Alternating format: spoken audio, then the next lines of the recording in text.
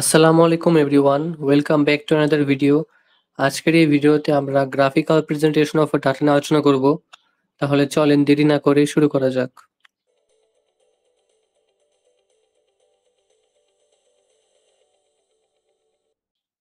Graphical presentation of ডাটাতে আমরা qualitative ডাটার জন্য একরকম দেখব এবং কোয়ান্টিটেটিভ ডাটার জন্য একরকম দেখব।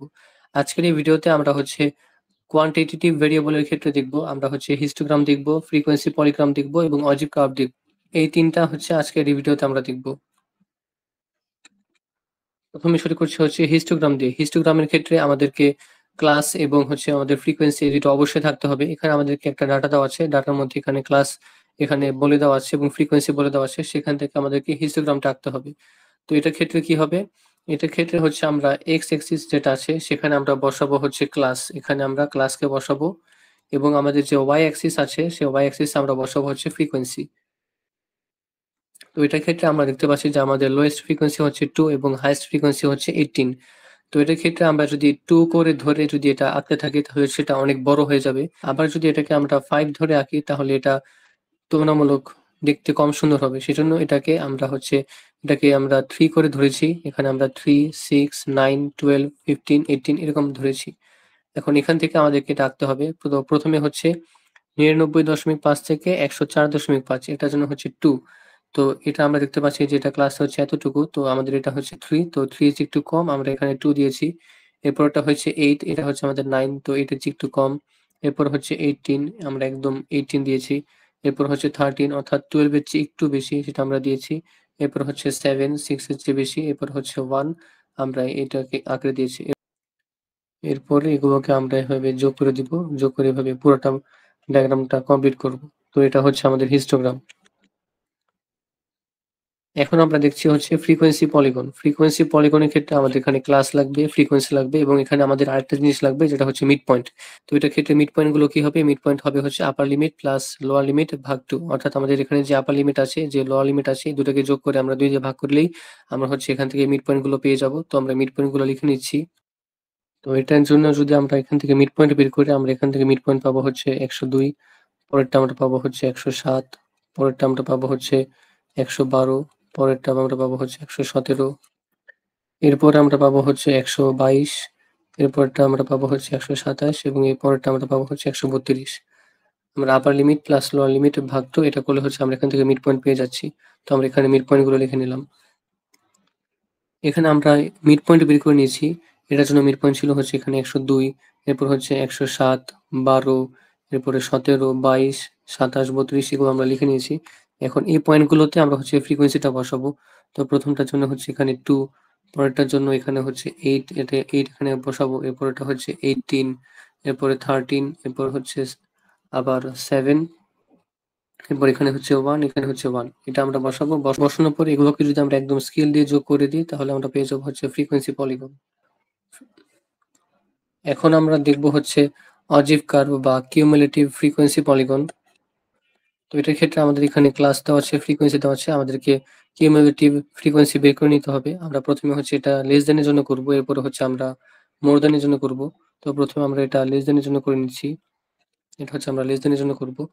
তো এটার ক্ষেত্রেও আমরা এখানে এক্স অক্ষ বরাবর বসাবো ক্লাস এবং ওয়াই অক্ষ বরাবর আমরা এখানে আমাদের যে কিউমুলেটিভ ফ্রিকোয়েন্সি আছে সেটার কিছু র্যান্ডম মান ধরে আমরা এখানে বসিয়েছি। তো এখানে যদি আমরা এটাকে 5 ধরে বসাই তাহলে সেটা অনেক বড় হয়ে যাবে। আবার যদি 2 দিয়ে বসাই তাহলে সেটা তো আরো অনেক বড় হবে। তো এখানে মোটামুটি বোঝার সুবিধার জন্য বা আঁকার সুবিধার জন্য আমরা এখানে 10 ধরে করেছি। এখন এখানে আমরা এক্স অ্যাক্সিস বরাবর আমরা এখানে কোন ভ্যালুগুলোকে বসাবো, আমরা 99.5 লিখবো, এরপর 100.5, এরপর 109, 114, 119 এভাবে লিখতে থাকবো। অর্থাৎ আমরা 99.5 লিখবো, 100.4 লিখবো, এরপর এ বরাবর যেতে থাকবে, অর্থাৎ 109, 114, 119 এভাবে আমরা এগুলোকে বসিয়েছি। তো এখন এটার ক্ষেত্রে আমাদেরকে লেস দেনের ক্ষেত্রে এটা বের করে নিতে হবে। তো লেস দেনের ক্ষেত্রে প্রথমটা হবে 2, যেহেতু প্রিভিয়াসে কেউ নেই। এরপর 2 এর সাথে যদি আমরা 8 যোগ করি আমরা পাবো 10।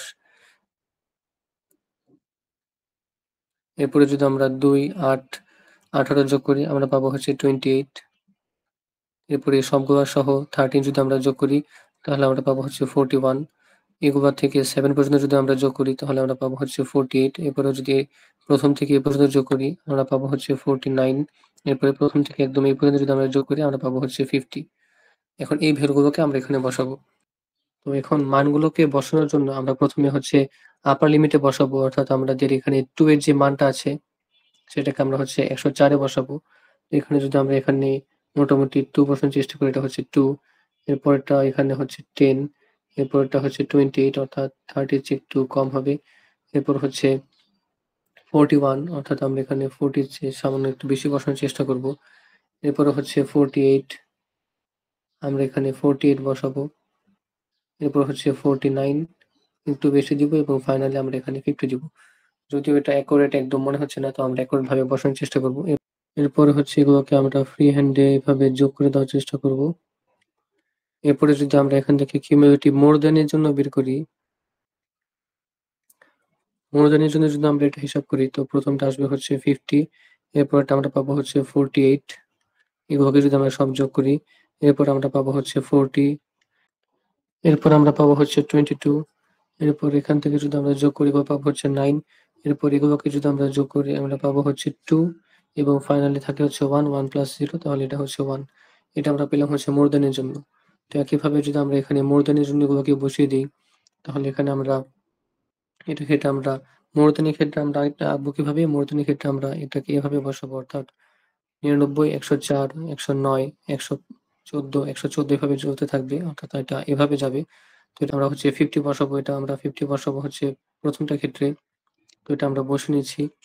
তো আমরা হচ্ছে প্রথমটার জন্য আমরা পাবো হচ্ছে 50, এরপরটা হচ্ছে 48, এরপরে 40, এরপরে হচ্ছে 22, 22 এটা মোটামুটি এখানে আসবে ধরে নিচ্ছি। এরপরেও আমরা পাবো হচ্ছে 9, এরপর আমরা পাবো হচ্ছে 2, এরপরে পাবো হচ্ছে 1, এইভাবে যেতে থাকবে। তো ফাইনালি হচ্ছে আমরা এটাকে এভাবে ফ্রি হ্যান্ডে এড করে দিব। এরকম ভাবে যেতে থাকবে। তো এই ১ম আমরা এই কার্ভটা পেলাম, এটা হচ্ছে আমাদের লেস দ্যান এর জন্য, এবং এখান থেকে আমরা যেটা পেলাম সেটা হচ্ছে মোর দ্যান এর জন্য। এখন এভাবে লেস দ্যান আর মোর দ্যান ২ টা কার্ভ পাওয়ার পরে আমরা দেখতে পাবো যে আমাদের ২ টা কার্ভ একটা বিন্দুতে ছেদ করেছে। তো এখান থেকে যদি আমরা এখান থেকে একটা পয়েন্ট টানি তো সেটা আমরা পাবো হচ্ছে মিডিয়ান।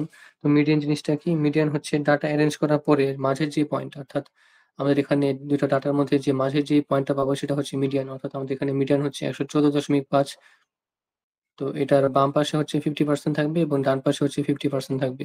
আমরা যখন মিডিয়ান পড়বো তখন হচ্ছে আমরা এগুলো আরো ভালোভাবে বুঝতে পারবো। তো আজকের ভিডিও এই পর্যন্তই ছিল। আপনারা অবশ্যই টেলিগ্রাম চ্যানেলে জয়েন হয়ে নিবেন। ভিডিওটা ভালো লাগলে আপনারা অবশ্যই আপনাদের ফ্রেন্ডদের সাথে শেয়ার করবেন। লাইক, সাবস্ক্রাইব করতে ভুলবেন না। তাহলে দেখা হবে সবার সাথে পরবর্তী ভিডিওতে। সবাই ভালো থাকবেন।